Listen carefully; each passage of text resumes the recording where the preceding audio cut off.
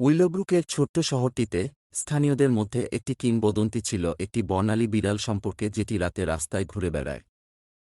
তারা বলেছিল যে এটি একটি প্রিয় পোষা প্রাণীর ভূত ছিল, যেটি একবার বৃদ্ধ বিধবা মিসেস থম্পসনের অন্তর্গত ছিল, যিনি শহরের প্রান্তে একটি রামসাকল কুটিরে একা থাকতেন। বিচলিত এবং হৃদয়বিদারক, মিসেস থম্পসন তার লোম সঙ্গীর জন্য অক্লান্তভাবে অনুসন্ধান করেছিলেন, কিন্তু কোনো লাভ হয়নি। তহবিলি মাসে পরিণত হয় এবং অবশেষে হুইস্কাস চিরতরে হারিয়ে যায় বলে ধারণা করা হয়েছিল।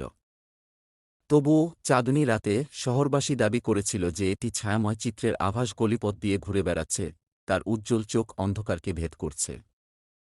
কেউ কেউ শপথ করেছিল যে তারা রাতের নিস্তব্ধতায় একটি বিড়ালের ম্লান আওয়াজ শুনেছে। গুজব দাবানলের মতো ছড়িয়ে পড়ে এবং শীঘ্রই ভুতুড়ে বিড়ালটি টক অফ দ্য টাউন হয়ে ওঠে। কেউ কেউ এটিকে দুর্ভাগ্যের আশ্রয়দাতা বলে বিশ্বাস করেছিলেন, অন্যরা এটিকে উইলোব্রুকের উপর নজরদারিকারী অভিভাবক আত্মা হিসাবে দেখেছিলেন।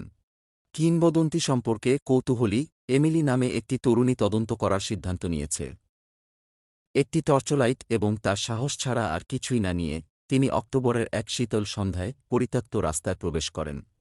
যখন সে অন্ধকারের গভীরে ঘুরে বেড়াচ্ছিল, তখন এমিলি পাঞ্জাগুলির নরম প্যাডিং এবং পশমের ক্ষীণ গর্জন শুনতে পেল। সেখানে চাঁদের আলোর ফ্যাকাশে আভায় আলোকিত ইথারিয়াল পশম এবং চকচকে চোখসহ একটি বর্ণালী বিড়াল দাঁড়িয়েছিল। এর রূপটি মোমবাতির শিখার মতো জ্বলজ্বল করে, এবং তবুও তার দৃষ্টিতে একটি অনস্বীকার্য উষ্ণতা ছিল। এমিলি সতর্কতার সাথে এগিয়ে গেল, তার বুকের মধ্যে তার হৃদয় ধড়ফড় করছে। তাকে অবাক করে দিয়ে ভৌতিক বিড়ালটি পালায়নি, বরং তার হাতের দিকে ঝুঁকে পড়ে, তার স্পর্শ পালকের মতো হালকা। সেই মুহূর্তে এমিলি তার উপর শান্তির অনুভূতি অনুভব করেছিল, জীবিত এবং তার বাইরের মধ্যে একটি সংযোগ।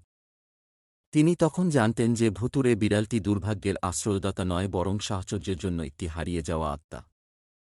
সেই রাতের পর থেকে এমিলি যখনই পারত ভুতুড়ে বিড়ালটির সাথে দেখা করত, তার সাথে ট্রিট নিয়ে আসত এবং তার নিজের দুঃসাহসিক কাজের গল্প শেয়ার করত।